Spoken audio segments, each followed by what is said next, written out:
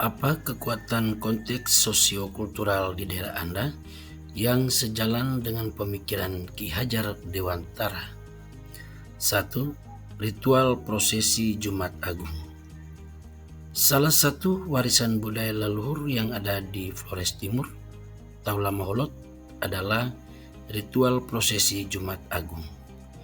Ritual ini dilakukan sejak beberapa abad yang lalu, tepatnya pada tahun 1510. Prosesi ini selalu dilakukan di kota Larantuka, ibu kota Kabupaten Flores Timur, setiap tahun, tepatnya pada perayaan Jumat Agung. Kegiatan ini menarik perhatian banyak orang, baik dari kalangan dalam negeri maupun luar negeri. Kegiatan ini dilakukan untuk mengenang kisah sengsara Tuhan Yesus Kristus. Dalam ritual ini, umat agama lain pun, dalam konteks ini Islam, Hindu, dan Buddha, terlibat aktif untuk menjaga keamanan dan kelancaran. Hal ini yang kemudian memupuk rasa toleransi yang kuat antar umat beragama di Kabupaten Flores Timur. Nilai yang dapat dipetik dari kegiatan ini adalah religius, beriman dan bertakwa, kebersamaan, persatuan dan kesatuan, solidaritas dan kerukunan antar umat beragama. 2. Gemoing atau kerjasama. Budaya gemoing atau kerjasama ini adalah budaya asli Flores Timur atau Lamaholot yang merupakan warisan leluhur. Nilai yang terkandung dalam kegiatan ini adalah rasa kekeluargaan, saling menghormati, rasa persatuan, dan peduli terhadap lingkungan. Dalam arti sempit, istilah gemoing lebih sering dipraktikkan dalam bidang pertanian dan perkebunan. Namun, dalam implementasinya, gemoing ini ternyata bukan hanya bergerak dalam bidang pertanian dan perkebunan saja, melainkan bergerak dalam segala aspek kehidupan masyarakat setempat, misalnya membangun rumah, saling membantu dalam pendidikan anak-anak, dan lain-lain. Dengan demikian, pekerjaan atau tanggung jawab yang semula dianggap berat pada akhirnya dapat diselesaikan secara baik. Hal ini karena dilakukan secara bersama-sama atau gotong royong.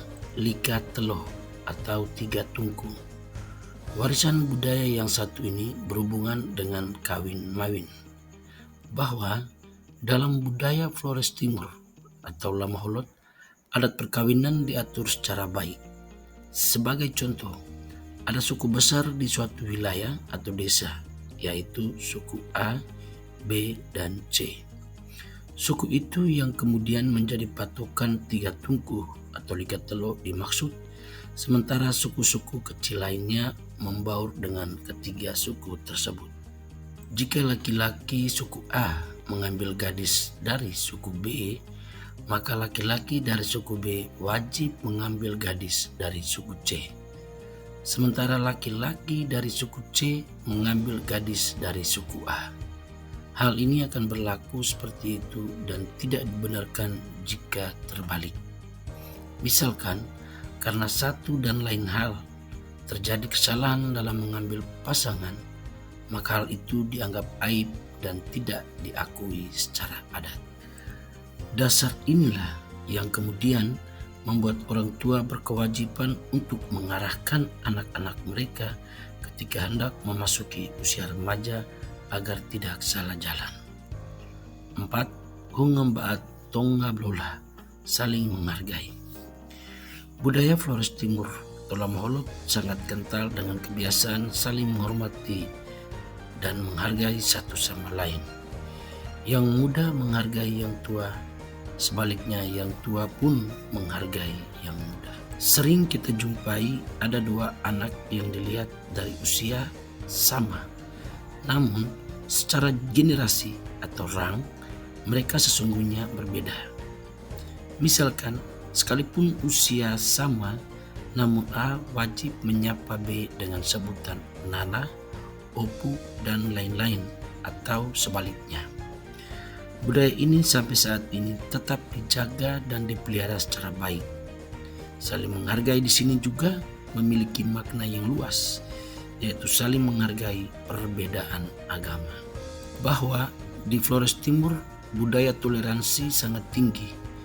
Hal itu disebabkan karena kawin-mawin. Bagaimana pemikiran Ki Hajar Dewantara dapat dikontekstualkan sesuaikan dengan nilai-nilai luhur kearifan budaya daerah asal yang relevan menjadi penguatan karakter murid sebagai individu sekaligus sebagai anggota masyarakat pada konteks lokal sosial budaya di daerah Anda. A. Sebagai murid. 1. Terlibat aktif dalam diskusi kelompok di kelas. Nilai yang diperoleh kerjasama. 2. Murid bisa menjadi tutor sebaya untuk membimbing teman-temannya. Nilai yang diperoleh saling berbagi. 3. Murid berpartisipasi aktif dalam melaksanakan tugas piket di sekolah.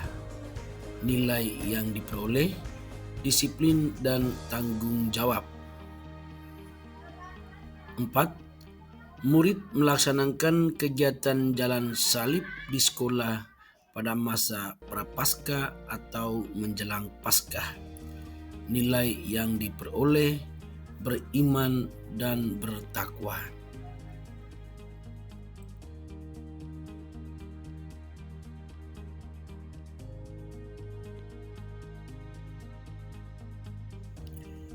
B. Sebagai anggota masyarakat. 1.